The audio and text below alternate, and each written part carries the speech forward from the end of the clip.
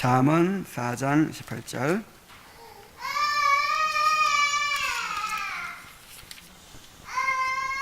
자, 한 목소리로 크게 읽겠습니다. 자, 시작. 의인의 길은 돋는 햇살 같아서 크게 빛나 한낮의 광명에 이르거니와. 아멘. 자, 의인의 이 구절이 이제 은혜의 증진을 증거하는 구절이거든요.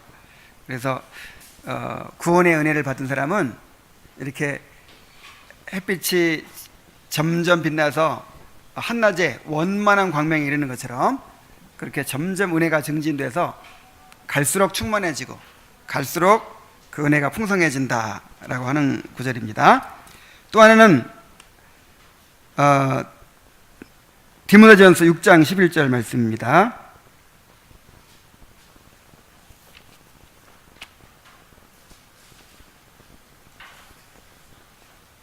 디모데전서 6장 11절.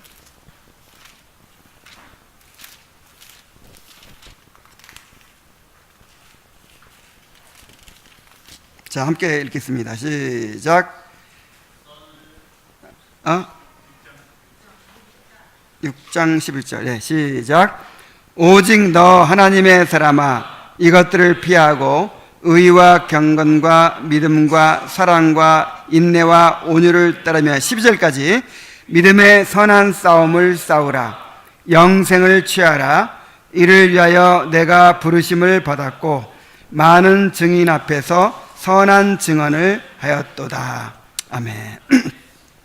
자, 우리 하나님께 부름받은 성도들은 여러 가지 세상의 시험과 유혹을 피하고 믿음의 선한 싸움을 싸우도록 그렇게 부름을 받았습니다. 그래서 우리 그리스도인의 삶이 영적 싸움이라는 사실을 이 구절이 보여주죠. 자, 오늘 내용이 바로 그것이에요. 은혜의 보존과 영적 싸움. 우리 철로역정을 이제 8번째 하게 되는데 기대 이상으로 우리 성도들이 참 좋아하는 것 같아요. 왜 그러냐면 이것이 정말 우리의 그 체험과 너무나 부합하고 있기 때문이죠. 실제적이죠. 정말 우리가 천성을 향하여 가는 순례의 길에서 꼭 알아야 될 7가지 교리를 배우는데 좋은 목자를 분별할 줄 알아야 되고, 그 다음에 뭐였죠? 율법주의에 빠지지 말아야 되고, 그 다음에 인내의 삶을 살아야 되고, 참 정말 우리가 항상 잊지 말고 기억해야 될 중요한 원리들이에요. 근데 오늘은 이제 은혜를 보존해 주시는 그리스도의 사역과 그 다음에 또 영적 싸움을 통해서 우리가 천국에 들어가게 된다고 하는 사실을 또 우리에게 보여줍니다.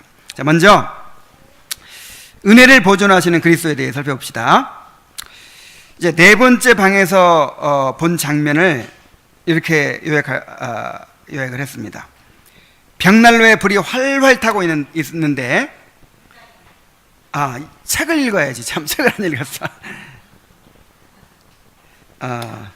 오늘은 왜 이러지?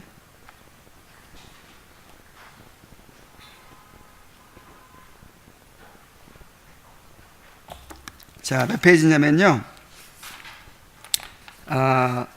70페이지.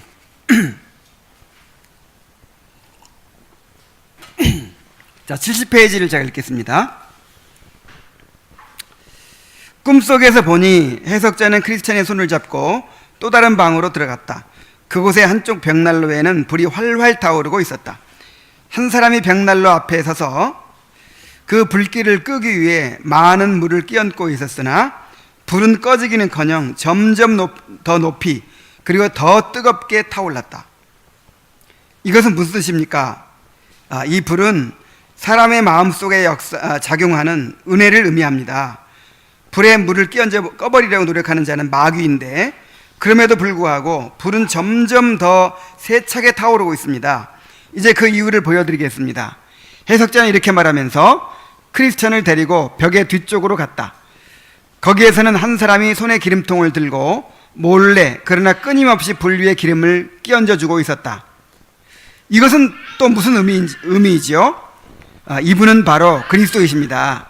인간의 마음속에 이미 넣어준 은혜를 보존하기 위하여 끊임없이 은혜의 기름을 부어주고 계신 것입니다. 마귀가 아무리 은혜를 없애려고 수단과 방법을 가리지 않고 날뛰어도 인간의 영혼은 이분으로 인해 이분의 자비로우신 은총을 변함없이 누리게 됩니다. 또한 당신께서 보시는 바와 같이 이분이 불을 보존하기 위하여 남몰래 벽 뒤에 서서 끊임없이 기름을 부어주고 계신 것은 한 번 악마의 속임수에 빠진 영혼에게 그 은혜를 유지시키는 일이 얼마나 어려운 일인가를 당신에게 가르쳐주고 있습니다. 그랬어요. 여기까지 보겠습니다. 자, 벽난로에 불이 활활 타오르고 있는데 한 사람이 벽난로 앞에서 그 불길을 끄기 위해서 물을 막 계속 붓고 있는 거예요. 장작불이 타고 있는데 여기다 물을 부어버리면 어떻게 되겠어요? 금방 꺼져버리겠죠. 그런데 불이 꺼지기는커녕 점점 더 높이 그리고 더 뜨겁게 타오르는 거예요. 그 이유는 벽난로 뒤에서 한 사람의 손에 기름통을 들고 몰래 그러나 끊임없이 불 위에 기름을 끼얹고 있었기 때문이었다 하는 것입니다. 자, 이 장면을 이렇게 해석을 합니다. 벽난로에서 활활 타는 불은 마음속에서 작용하는 은혜를 의미한다 그랬어요. 자, 우리가 은혜를 받았죠. 그 은혜는 구원의 은혜를 말하는 거예요. 이제 구원의 은혜를 받았습니다. 이미 받았고 앞으로도 계속 받을 거예요. 이미 뭘 받았죠? 우리를 거듭나게 하시고 부르시고 의롭다 하시고 양자 삼으신 그 은혜를 받았죠. 근데 계속해서 받아야 될 은혜는 또 뭐죠? 우리의 성화를 이루어 주시는 은혜, 그 다음에 인내하게 해주시는 은혜, 또 확신을 누리게 해주시는 은혜, 그리고 이제 영화를, 구원의 완성의 영화를 이루어 주시는 은혜. 이게 다 합해서 구원의 은혜죠. 그래서 이제 구원의 은혜를 지금 주고 계시는 거예요. 그런데 은혜를 불로 묘사하는 것은 구원의 은혜가 열심을 포함하고 있기 때문이다 하는 것입니다. 디도서 2장 14절에 같이 읽습니다. 시작. 그가 우리를 대신하여 자신을 주심은 모든 불법에서 우리를 속량하시고 우리를 깨끗하게 하사 선한 일을 열심히 하는 자기 백성이 되게 하려 하심이라 그랬어요. 자, 은혜를 주신 목적이 뭐예요? 자기를 내어주시고 우리를 구원해 주신 목적이 뭐냐면 선한 일에 열심히 하는, 선한 일을 어떻게 하는? 그냥 대충 하는 거 아니에요. 열심히 하는 자기 백성이 되게 하려 하셨다 하는 것입니다. 그래서 만약에 주님의 구원의 은혜가 헛되지 않았다면 그의 삶이 어떤 삶이 될까요? 열심을 품고 주를 섬기는 삶이 될 것입니다. 이게 구원의 은혜 받은 사람의 특징이에요. 열심을 품어요. 열심. 이 그리스도인의 삶은 열심이에요. 이 마음속에서 은혜의 불이 활활 타오르는 그런 삶이에요. 미지근하고 안일하고 냉랭하고 이거는 구원의 은혜와 관계가 없어요. 물론 일시적으로 이제 마귀가 막 하도 찬물을 끼얹는 바람에 시험에 빠져가지고 일시적으로 식어질 수는 있지만 그 뜨거운 그 불이 꺼질 수 있어요, 없어요? 없습니다. 열심이 그리스도인의 특징입니다. 자, 근데 물을 끼얹어 불을 끄려고 노력하는 자가 있었어요. 그 마귀죠.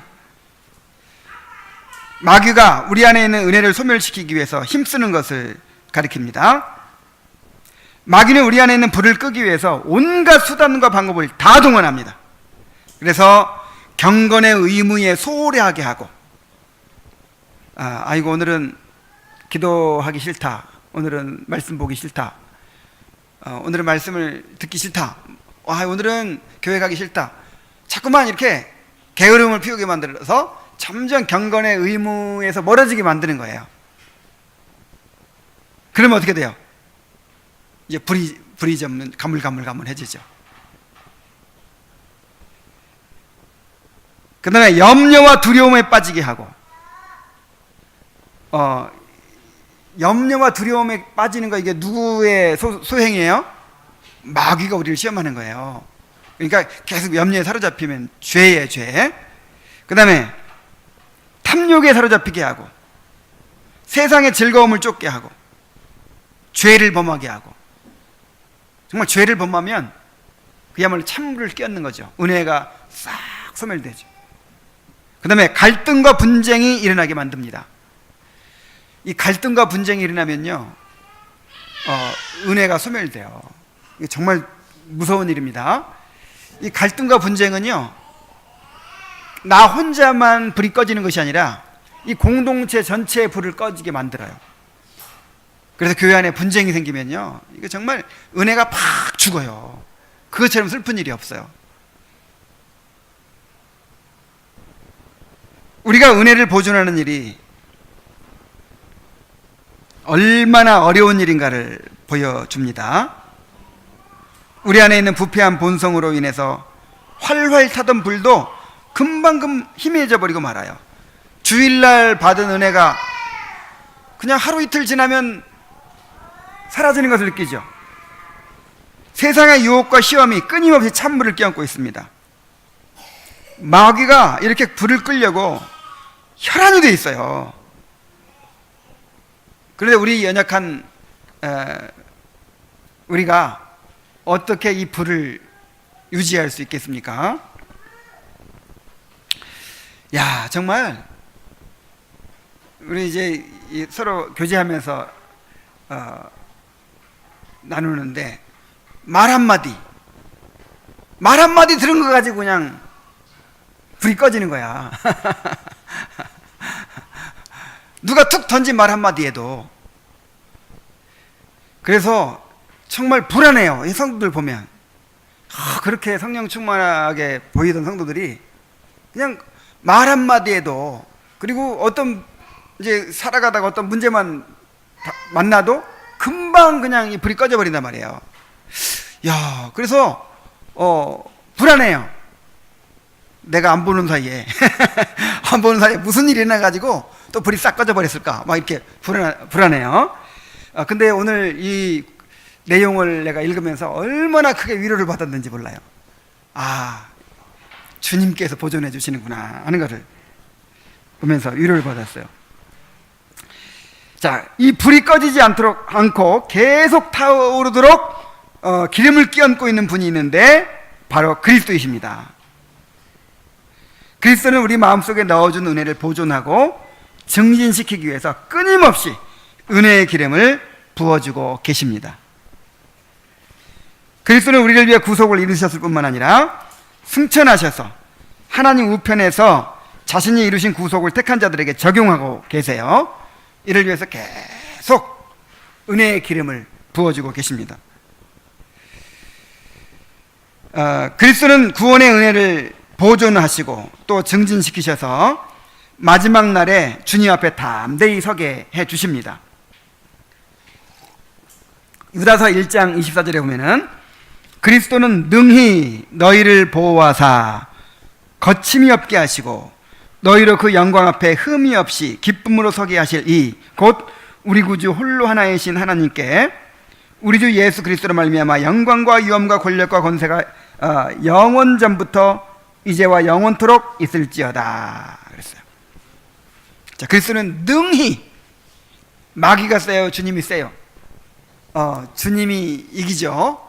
아무리 찬물을 부어도 막 기름을 계속 부어주고 계신 주님 때문에 우리 안에 있는 은혜가 보존됩니다. 베드로전서 1장 5절에 보면은 너희는 말세에 나타내기로 예비하신 구원을 얻기 위하여 믿음으로 말미암아 하나님의 능력으로 보호하심을 받았느니라 그랬어요. 자, 우리가 지금 하나님의 능력으로 보호하심을 받고 있습니다. 마귀가 우리 안에 있는 그 불을 끄지 못하도록 하나님께서 보호해 주고 계신다는 거예요. 그러므로 마귀가 아무리 은혜를 없애려고 날뛰어도 우리는 그리스도로 말미암아 자비로운 은총을 변함없이 누리게 됩니다. 시험에 빠져서 완전히 은혜를 잃어버린 것 같아도 여전히 그 안에 불씨가 남아있어요. 그리스도는 은혜를 보존해 주시며 은혜의 기름을 부어서 다시 활활 타오르게 하십니다.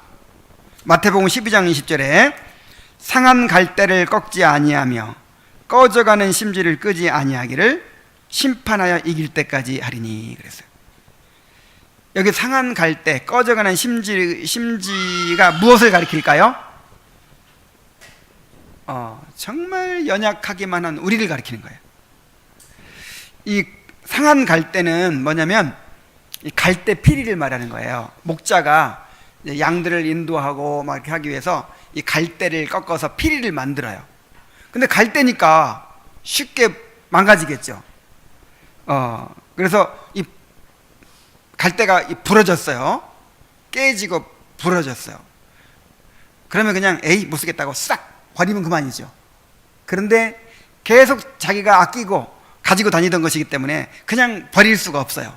그래서 그 상한 갈대를 버리지 않고 다시 싸매고 다시 고쳐서 다시 사용하는 거예요. 그 다음에 꺼져가는 심지는 뭐냐면 옛날에 호롱불 켜봤나요? 호롱불? 이제 콩기름에 심지를 이렇게 딱 연결해가지고 그 불을 켜는데 그리고 이제 그 다음에는 석유로 또 켜죠. 석유로 호약불이라 그랬나? 근데 그 심지가 나중에는 이제 타가지고 끓음이 나요. 끓음이 나고 막 새카맣게 이렇게 이제 그 유리를 이렇게 새카맣게 만들고 그 다음에 그 끓음이 나면서 불은 가물가물가물해요. 그러면 어떻게 합니까? 그냥 훅 꺼버리고 훅 꺼버리고 그냥 던져버리면 될 텐데 그렇게 하지 않고 그 심지를 손질을 해요. 딱 자르고 이렇게 다시 이제 불이 활발 타도록 만들어요. 그런 것처럼 우리는 항상 뭐 같으냐면 상한 갈대 같아. 꺼져가는 심지 같아. 그냥 확 부러뜨려서 그냥 버리든지 아니면 새 갈대 꺾어서 쓰면 되잖아요. 또 그냥 심지 가물가물 그냥 이 불이 있는 것도 아니고 없는 것도 아니고 도대체 뭐야 이게 끓음만 막 나고 꼭 여러분 같지 않아요? 계속 끓음만 나고 불은 그냥 가물가물 해가지고 그냥 답답하기만 하고 그래서 확 꺼버리고 내쳐버려도 되는데 우리 주님은 자비하셔서 꺼져가는 심지를 어떻게 하지 않으신다? 끄지 않으신다. 다시 손질하시고 다시 기름을 적셔서 회복시키셔서 불이 활활 타오르도록 만들어 주십니다. 소요리문답 36문에 보면 이런 구절이 있어요. 금생에서 의롭다 하심과 양자로 삼으심과 거룩하게 하심에 따라 오거나 거기서 나오는 혜택은 하나님의 사랑을 확신함과 양심의 평안과 성령 안에서 얻는 기쁨과 은혜의 증진과 그랬죠? 뭐라고요? 은혜의 증진과 끝까지 견디는 것입니다. 그래서 오늘 읽은 본문 말씀처럼 잠언 4장 18절에 의인의 길은 돋는 햇볕 같아서 크게 빛나 한낮의 광명에 이르거니와. 자, 정말 구원받은 사람들은 점점 해가 빛나서 한낮에는 그냥 완전히 원만한 광명이 이르는 것처럼 그렇게 우리 안에 있는 은혜가 점점 증진돼서 그렇게 충만하게 만들어 주십니다. 이번 주에 이제 다음 주구나. 다음 주에 이제 아브라함의 이삭을 제단에 드리는 그 내용이 나오는데 참 아브라함의 삶을 봐도요, 점점 은혜가 증진되는 것을 느낄 수 있어요. 점점 그렇게 연약하고 부족한 믿음을 가졌던 사람이 점점점 은혜가 증진돼 가지고 신앙생활한 지 40년 만에 이삭을 제단에 드리는 거예요. 40년 만에. 자, 우리도 다 그렇게 만들어 주실 것입니다. 우리의 이삭을 하나님 앞에 다 드리는 그런 사람이 될 수 있도록 만드실 거예요. 자, 그렇다면 그리스도가 이렇게 은혜를 보존해 주시니까 우리는 가만히 있어도 될까요? 그렇지 않습니다.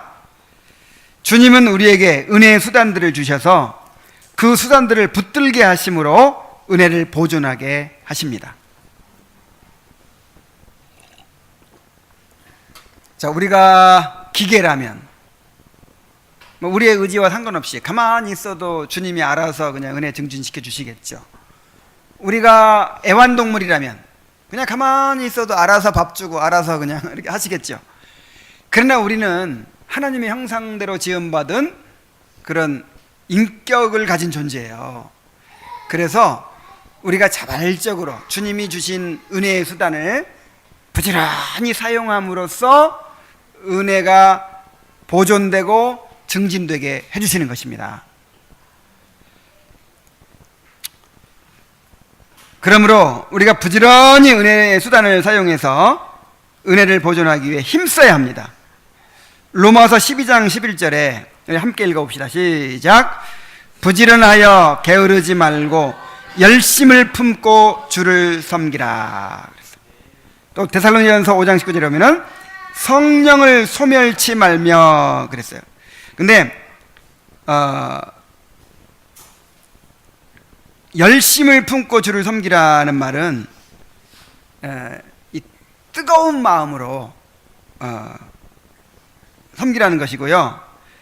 그 다음에 성령을 소멸치 말라는 말은 성령의 불을 끄지 말라 그 뜻이에요. 자, 우리 안에 지금 성령의 불이 탑니다. 은혜의 불이 타고 있습니다. 이것을 어떻게 하지 말라? 끄지 말라. 자, 어떻게 하면 꺼져요? 아까 얘기했던 대로 우리가 세상을 사랑하고 있으면 꺼져요. 염려와 근심에 빠져 있으면 꺼져요. 우리 마음속에 악한 마음을 품고 있으면 꺼져요. 또 경건의 의무를 게을리하고 있으면 꺼져요. 이 불 꺼트리는 게 누구 책임이에요? 내 책임이에요. 내 책임. 그래서 성령을 소멸치 말며 그랬죠. 성령의 불을 끄지 말라 하는 거예요. 불 끄지 마시기 바랍니다. 그리고 에베소 5장 18절에 보면은 술 취하지 말라. 이는 방탕한 것이니 오직 성령의 충만함을 받으라 그랬어요. 성령 충만은 하나님이 주시는 건데 이것도 우리에게 명령하고 있잖아요. 명령. 참 기독교 신앙이 신비한 거예요. 자, 성령 충만을 내가 혼자 만들어낼 수 있어요? 이거 하나님이 주셔야 되는 건데 이걸 우리한테 명령하고 있다니까요. 성령 충만함을 받으라. 성령의 불을 끄지 말라. 그러니까 내 책임이 있다는 거예요. 내 책임. 하나님께서 반드시 나의 의지를 사용하셔서 이 불을 활활 타오르게 하신다는 것입니다. 정말 구원의 은혜를 받은 사람은 그렇게 하도록 돼 있어요. 예수님께서 구원의 은혜를 보존해 주신다는 것을 악용해서 계속해서 안일한 삶을 사는 자들은 구원의 은혜가 없는 자들이죠. 구원받은 성도는 절대로 그러한 상태로 계속 있을 수가 없습니다. 괴로워서 못 살아요. 그죠? 이건 사는 게 아니야. 이 다윗이 정한 마음 잃어버리고 정직한 영을 잃어버리고 또 뭐 잃어버렸죠? 주님과의 교제를 잃어버리고 성령 충만을 잃어버리고 구원의 즐거움을 잃어버리고 자원하는 심령을 잃어버리고 그러니까 여름 가물에 내 영혼이 여름 가물에 마름이 되었나이다. 너무 답답하고 그냥 이게 사는 게 아닌 거예요. 그래서 정말 구원받은 성도는 그렇게 불이 꺼진 상태로 살 수가 없어요. 어떻게 하든지 다시 불을 회복하려고 노력을 하게 됩니다. 그래서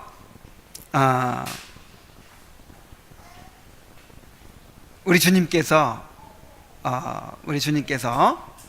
은혜를 보존해 주시고 또 증진시켜 주신다라고 하는 사실을 믿고 그것을 믿기 때문에 은혜의 수단을 사용하는 것이죠. 그렇죠?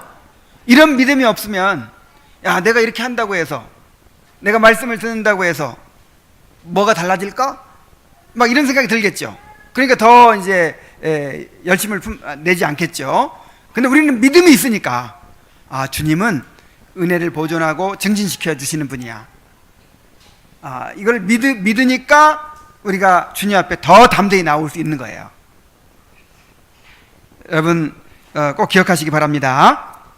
주님께서 우리에게 주시는 은혜를 보존해 주십니다.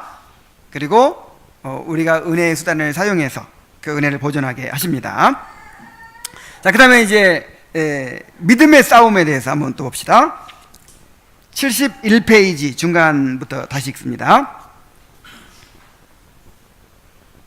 해석자가 또다시 크리스찬의 손을 잡고 아주 웅장한 궁전이 서 있는 보기에도 아름답고 즐거운 장소로 그를 안내하는 것을 나는 보았다.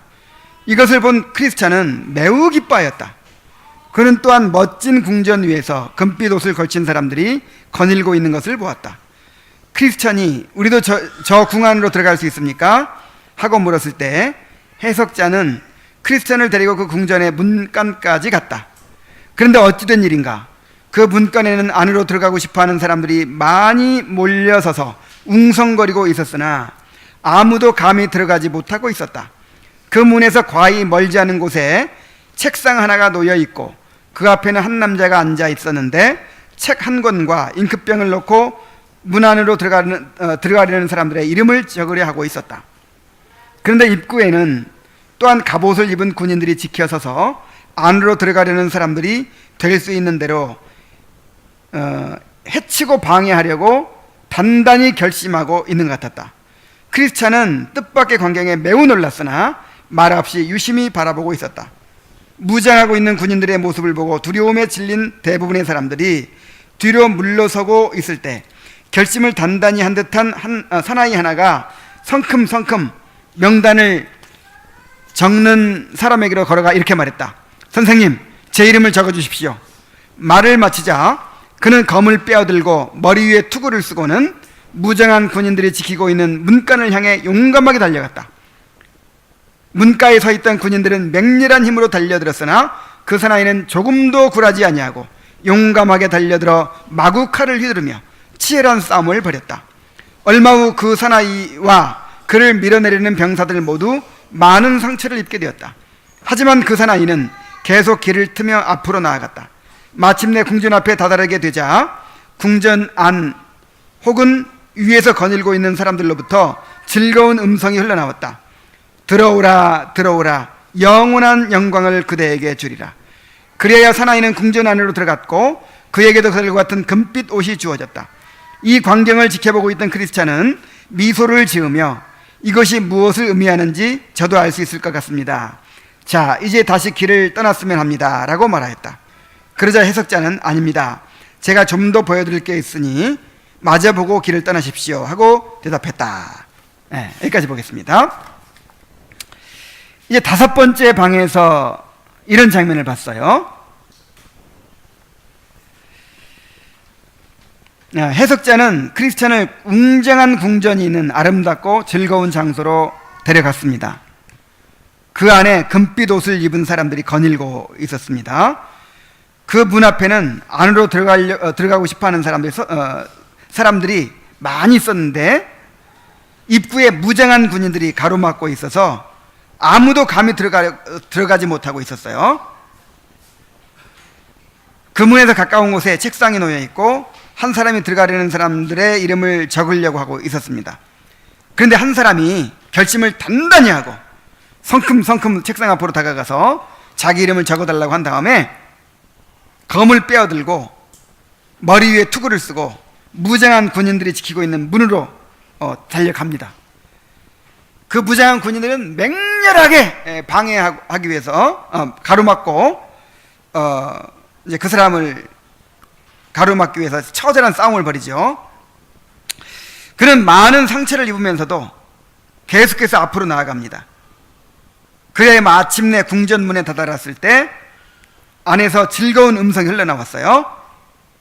들어오라 들어오라, 영원한 영광을 그대에게 주리라. 그래서 그도 궁전 안으로 들어가서 이제 금빛 옷을 입고 즐거움을 누리게 되었다 하는 것입니다. 자, 이 웅장한 궁전은 천국을 상징합니다. 주님은 이 땅에 오셔서 하나님의 나라에 대해서 선포하셨어요. 하나님의 나라가 이미 우리 가운데 임하여 있습니다. 우리가 하나님의 나라를 사모하고 들어가기를 힘써야 합니다.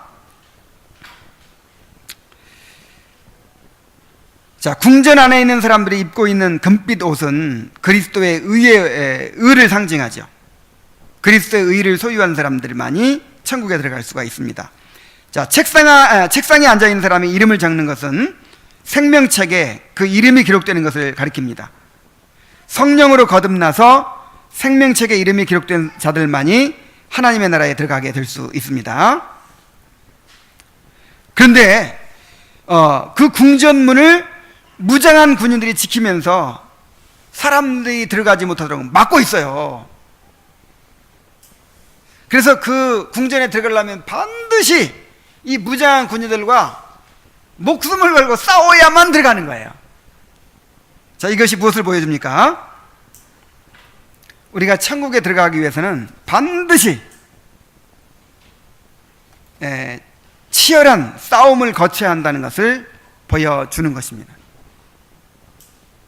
자, 이 장면을 꼭 기억해 두세요.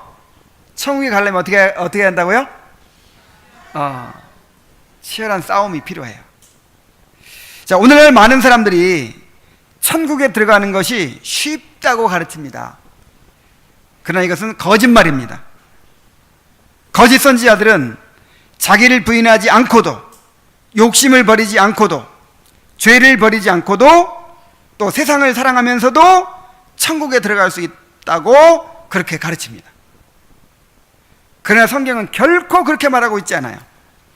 누가복음 9장 23절에 보면은 또 무리에게 이르시되 아무든지 나를 따라오려거든 자기를 부인하고 날마다 제 십자가를 지고 나를 따를 것이니라 그랬어요. 자, 주님을 따른다는 것이 이제 이 천국에 들어가는 걸 말하는 거거든요. 구원받는 걸 말하는 거거든요. 자, 우리가 구원받으려면 어떻게 해야 한다고요? 자기를 부인하고 날마다 제 십자가를 지어야만이 주님을 따를 수 있다는 거예요.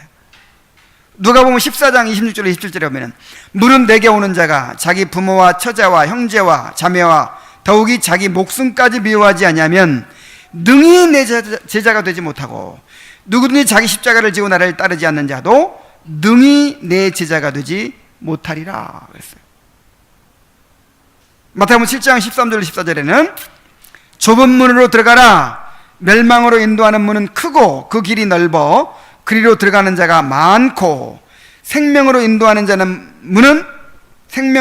문은 좁고 길이 협착하여 찾는 자가 적음이라 그랬어요. 또 사도행전 14장 20절에 보면은 제자들의 마음을 굳게 하여 이 믿음에 머물러 있으라 권하고 또 우리가 하나님의 나라에 들어가려면 많은 환난을 겪어야 할 것이라 하고. 그리고 전에 예수님은 또 사도들은 복음을 전할 때 예수 믿으세요. 예수 믿으면 행복한 가정을 이루게 되고 그 다음에 복을 받게 되고 마음의 평안을 누리게 되고 뭐 이렇게 하는 일마다 잘 될 것이고 이런 식으로 전도하지 않았어요. 예수님의 전도하는 방법 한번 보세요. 오히려 쫓아내잖아요. 쫓아내. 사람을 쫓아버리는 거예요. 그냥 예수님 따라다니면서 뭔가 유익을 이렇게 현세적인 유익을 얻기 위해 따르는 사람들이 막 예수님께 환호하고 뭐 찬양하고 막 그렇게 기뻐하면서 따르지만 예수님께서는 그 사람들에게 요구하셨어요. 너희들 그렇게 가지고 나 따를 수 없다. 자기를 부인하고 날마다 제 십자가를 져야만 나를 따를 수 있다. 가족을 포기하고 재산을 포기하고 목숨까지 포기할 각오를 해야 나를 따를 수 있다. 이렇게 말씀하셨어요. 그리고 실제였어요. 그거는 실제로 예수님, 그 당시에 예수님 믿으면 가족들에서 쫓겨났잖아요. 그리고 재산을 빼앗기고, 그 다음에 심지어 어떻게 됐어요? 목숨까지 막 빼앗기는 그런 각오를 해야만 예수를 믿을 수 있었단 말이에요. 실제로.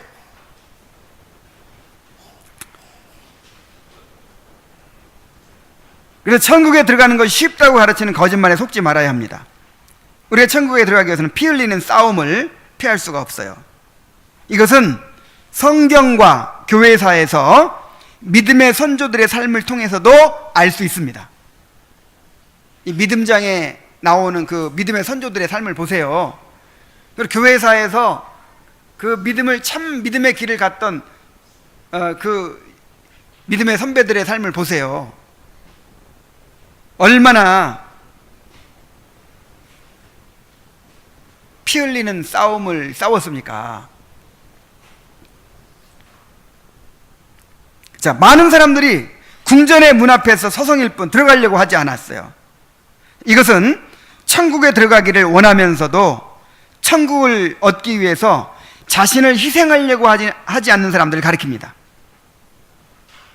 예수님께 나왔던 부자 청년처럼 많은 사람들이 천국에 들어가기를 원하면서도 자신을 포기하지 않고 또 희생하려고 하지 않아요.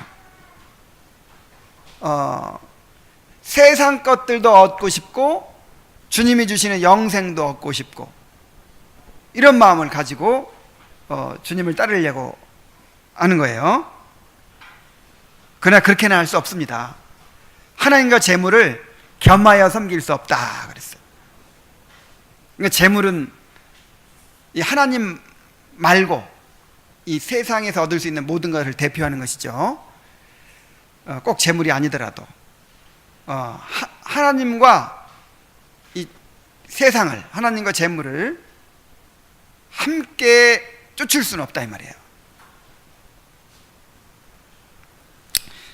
그런데 오늘날 교회는 이런 사람들을 붙들기 위해서 복음을 왜곡해서 천국 문을 넓게 만들어 놓고 넓은 길로 가도록 미혹하고 있습니다. 부자가 천국에 들어가는 것이 약대가 바늘기로 들어가는 것보다 더 어렵다 그랬잖아요. 그러니까 바늘기를 엄청 크게 만들어 놓는 거야.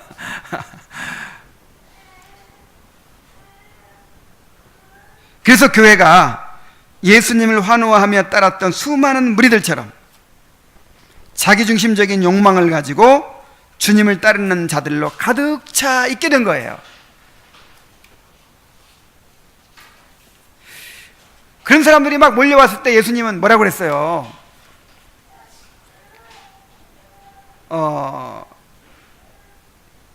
미리 계산해봐라.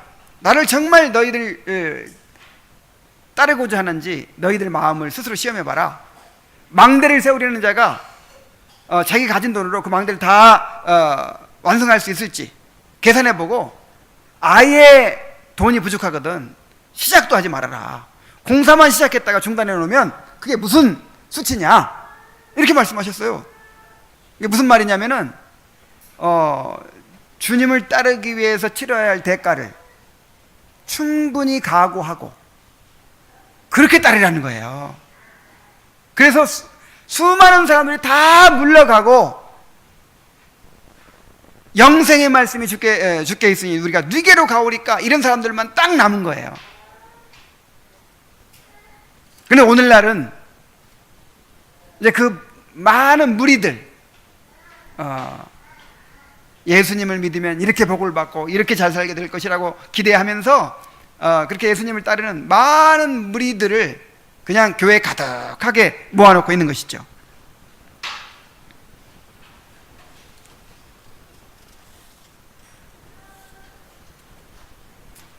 자, 그런데 한 사람이 책상 앞으로 가서 이름을 적어달라고 한 다음에 갑옷 입은 군사들과 용감히 싸웠습니다. 자, 이것은 생명책에 기록된 사람은 반드시 영적 싸움을 통해서 천국에 들어가게 된다는 것을 보여줍니다. 그래서 정말 구원의 은혜가 있는 사람, 이름이 생명책에 기록된 사람은요, 어떤 대가를 치르고서라도 기어이 천국을 얻고자 합니다. 마태복음 13장 44절에 함께 읽겠습니다. 시작. 천국은 마치 밭에 감추인 보화와 같으니 사람이 이를 발견한 후 숨겨두고 기뻐하여 돌아가서 자기의 모든 소유를 팔아 그 밭을 샀느니라 그랬습니다. 어쩌면 그렇게 짧은 한마디로, 한 문장으로 하나님 나라를 소유한 사람의 그 신앙을 이렇게 잘 표현해 주었는지 모르겠어요.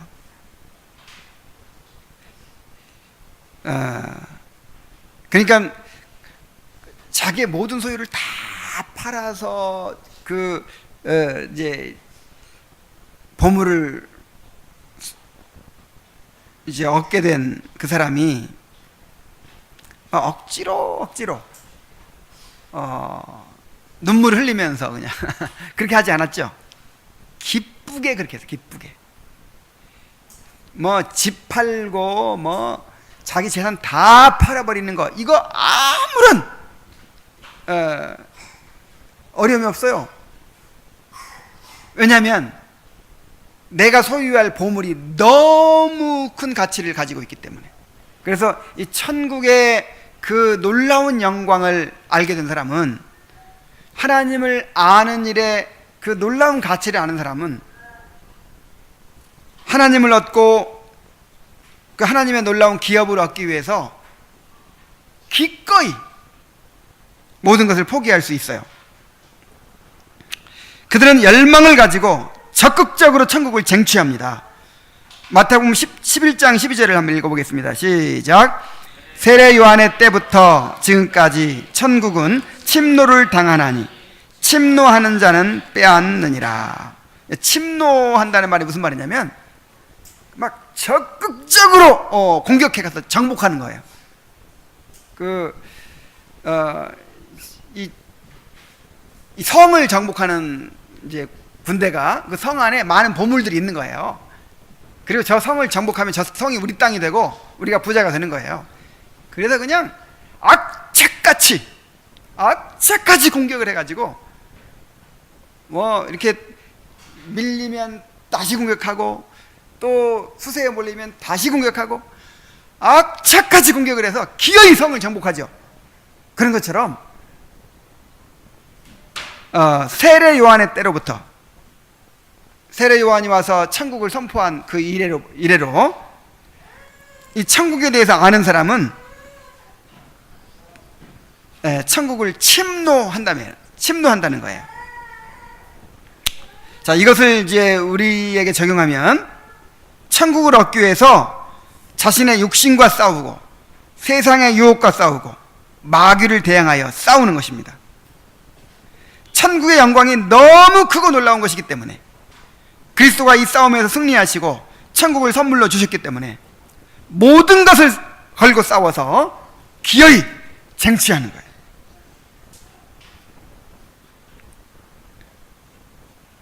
오늘날 미지근하고 안일한 삶을 살면서도 천국에 들어갈 수 있을 것이라고 굳게 믿고 있는 사람들이 많이 있습니다. 정말 확실하게 믿고 있어요. 확신하고 있어요. 이것은 우리가 요즘 은혜의 방식에서 계속 배우고 있다시피 성령께서 일으켜주신 영혼의 활동으로서의 그 믿음이 아니고 인간이 만들어낸 신념이에요. 신념. 이런 신념이 강한 사람들 있죠. 박정희 대통령, 정주영 씨, 뭐 이런 사람 할 수 있다 하면 된다. 뭐 엄청난 신념을 가지고 막 이뤄내잖아요, 그죠? 그런 식으로 신념과 믿음을 혼동을 해요. 그래서 나는 나는 뭐 천국 갈 것이 너무 확실하다는 거야. 그러면서 그의 삶을 보면 안일하게 살고 정말 냉랭한 그런 삶을 살아가요. 이것은 하나님이 주신 확신이 아니라 인간이 만들어낸 신념이라 이 말입니다. 정말 구원의 은혜를 받은 사람은 그렇게 게으르게 또 미지근하게 안일하게 살 수가 없도록 돼 있어요. 불이 활활 탄다니까.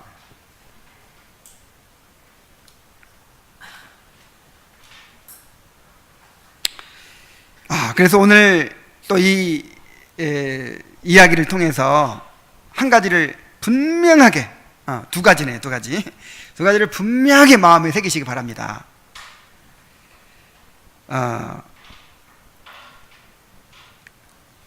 그리스도께서 우리의 은혜를 보존해 주신다는 거, 우리 안에 있는 은혜를 끝까지 보존해 주신다는 사실, 이것을 여러분 끝까지 기억하시기 바랍니다. 그래서 그것을 믿고 은혜의 수단을 붙들고 은혜를 계속 사모하시기 바랍니다. 또 한 가지는 뭐냐면 편안하게 신앙생활할 생각을 아예 버려야 돼요. 아예. 신앙생활 편한 거 아니에요. 절대로. 계시록에 보면은 이제 구원받은 무리들을 향해서 뭐라고 얘기하냐면 환난 가운데서 나온 자들이라 그랬어요. 우리는 환난을 거쳐서 영적인 싸움을 거쳐서 천국에 들어가게 되어 있습니다. 피 흘리는 싸움을 통해서만 천국을 소유하게 되는 거예요. 자, 우리가 은혜로 구원받게 된다는 것과 천국을 얻기 위해서 힘써 싸워야 된다는 것이 서로 모순되는 것처럼 느껴질 수도 있어요. 그죠? 우리가 값없이 은혜로 구원받는 것인데 이게 뭐 힘써 싸워야 되고 뭐 그러면 행위로 받는다는 건가? 자, 이렇게 서로 모순이 되는 것처럼 느껴질 수 있어요. 그러나 결코 모순이 아닙니다. 우리는 자유의지를 가진 인격적인 존재이며 하나님은 우리의 자발적인 의지를 사용하여 자신의 작정을 이루시기 때문에 우리가 그렇게 침노하는 것을 통해서 또 죽도록 충성하는 것을 통해서 자기를 부인하고 십자가를 지고 주님을 따르는 그런 헌신을 통해서 천국을 소유하게 하시는 것입니다. 그래서 우리가 하나님의 약속을 믿기 때문에 모든 것을 걸고 힘써 싸울 수가 있는 것입니다.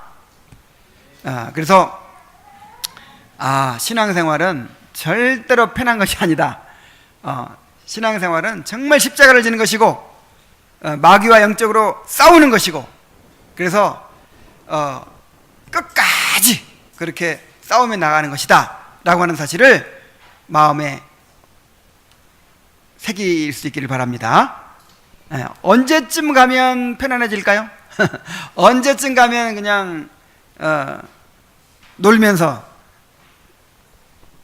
편안하게 그렇게 할 수 있을까요? 우리 죽을 때까지는 안 돼요. 우리 육신이 없어지지 않는 한, 또 마귀가 없어지지 않는 한 우리는 끝까지 우리 신앙생활은 영적인 싸움일 수밖에 없습니다. 이것을 반드시 기억하고 그렇게 살아가시기 바랍니다. 기도하겠습니다. 하나님 아버지, 오늘도 우리에게 두 가지 중요한 교훈을 가르쳐 주셔서 감사드립니다.